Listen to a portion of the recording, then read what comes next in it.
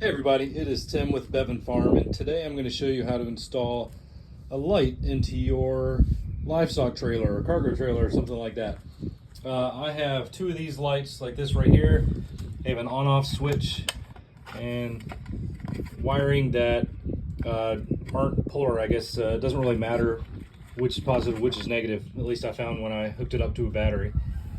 And I'm going to install these on my horse trailer, my livestock trailer. I am looking for a good place to install these where the weather's not going to get to them. I mean, they're sealed up, but I want them to be kind of out of the way so I don't hit them.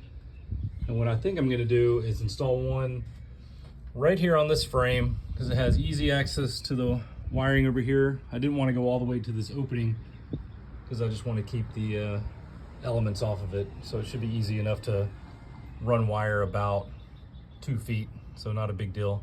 So what I'm going to do is unscrew the lens here, and then we've got the holes you can see down on the bottom there.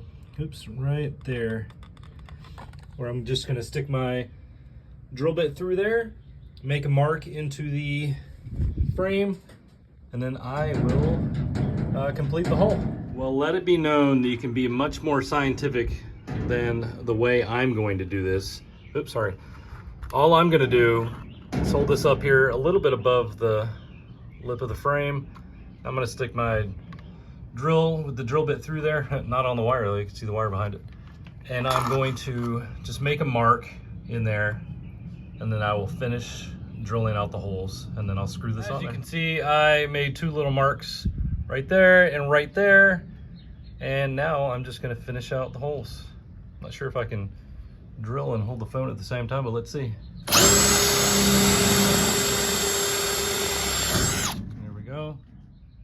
Now let's do the next one, and then we'll be good to install the light.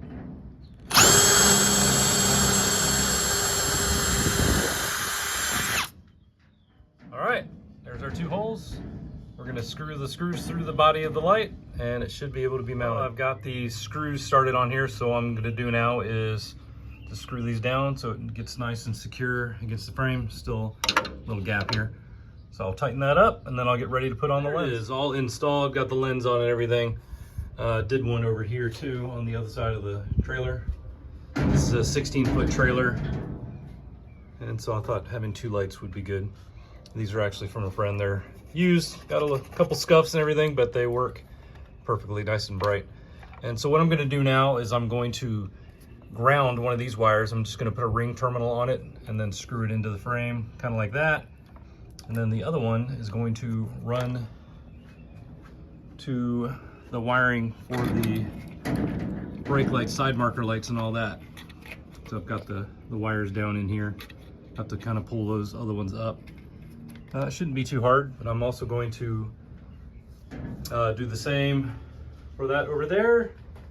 And after I do that, they should be ready to work, and we'll come out here and test them tonight. What I have now is some wire splicers and some ring terminals. That way I can hook up these wires. I'm not going all fancy on this because it is for a livestock trailer. And these are just lights that I'm going to use when it's dark, when I come in here, which is very rare. I will kind of weatherproof these though. I'll probably put some heat shrinking and then wrap up some electrical tape on those too. But real quick, I'm going to put this ring terminal on, wire right there, and then I will screw it into the frame. Find myself a nice non-rusty looking spot, and we'll go from there. I tested everything and it looks to be going well.